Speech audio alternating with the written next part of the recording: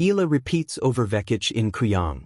Manila, Philippines. Eala reasserted mastery of seasoned Croatian ace Dana Vekic, 6-3, 6-4, in the Kooyong Classic at the Kooyong Lawn Tennis Club in Melbourne yesterday, ahead of her main draw debut in the Australian Open this weekend. The 20-year-old Eala scored the repeat win in just over an hour for her final game before duking it out against the world titans in this year's first Grand Slam at the same city. Eala previously beat the 29-year-old Croatian, who won the silver medal in the 2024 Paris Olympic singles, at the ASB Classic in Auckland, New Zealand last week with a 4-6, 6-4, 6-4 comeback win.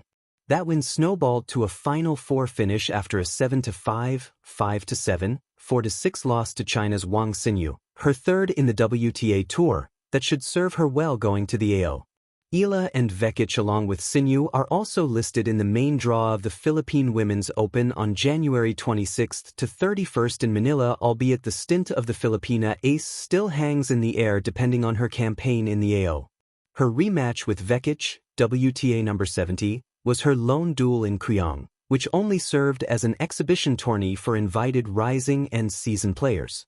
Eala, formerly world number 2 in the girls division, netted her first Grand Slam girls doubles crown in the 2020 Australian Open. Eala repeats over Vekic in Kooyong. Kooyong has a way of remembering footsteps. The grass courts, trimmed, gleaming, almost ceremonial, have carried champions for generations. On this particular afternoon, the air hummed with the familiar mix of summer heat and expectation. Spectators shifted in their seats, straw hats tilted toward the sun, eyes fixed on the baseline where history was not roaring but whispering, waiting to be nudged forward. Alexandra Eala walked onto the court with the quiet confidence of someone who had been here before, not just at Kooyong, but in moments where belief mattered more than ranking.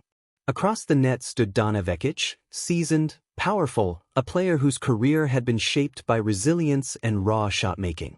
The matchup carried a sense of déjà vu. They had met here before. Eala had won then.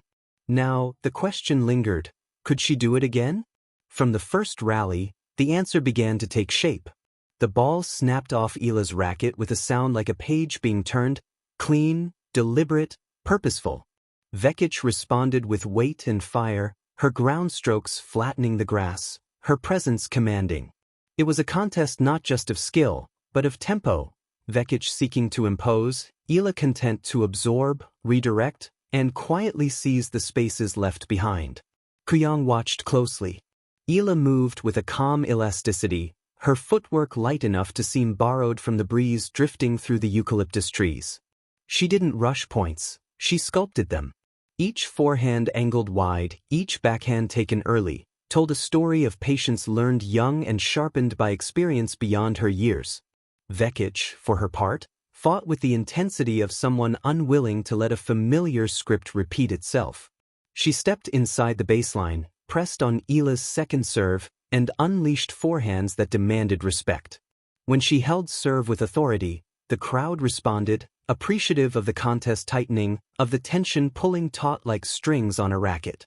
But Eala had learned Kooyong's language. She mixed height and pace, floated a looping ball just when power was expected, then followed with a skidding slice that stayed cruelly low on the grass. The surface rewarded her variety. Each time Vekic seemed ready to take control, Eala slipped sideways, changing direction, changing rhythm, changing the outcome. The first set edged toward Eala not with drama, but with inevitability. A break earned through persistence rather than flash. A service game closed with precision rather than noise. When the final point was struck, Eala looked briefly toward her box, not in celebration, but in acknowledgement, as if confirming something already known. The second set carried more resistance. Vekic dug deeper, her shots heavier, her frustration visible but contained. She forced longer rallies, tested Eala's legs, tried to turn the match into a physical reckoning. Sweat darkened the grass beneath their feet, and the sun leaned closer, bearing witness. Yet repetition in sport is rarely accidental. Eala's composure never cracked. She saved break points with courage, choosing placement over safety, trust over fear. On one rally, long, breathless, stretching corner to corner, She waited until Vekic committed forward, then threaded a passing shot so precise it seemed to trace the court's white lines by instinct alone. The applause rose not in volume, but in warmth. This was not an upset anymore. This was a pattern. When the match ended, it did so quietly, almost politely. A final return drifting long. A handshake at the net marked by mutual respect. Kooyong exhaled. Eala had repeated the feat, not by overpowering, but by understanding. By reading not just her opponent, but the moment. In a place rich with echoes, she had added her own, subtle but unmistakable. As she walked off the court, racket tucked under her arm, the grass bore no scars of the battle, only the memory of movement, of intent, of a young player asserting that progress does not always arrive with noise. Sometimes, it arrives twice in the same place against the same opponent, simply to remind everyone watching that the future is already stepping forward.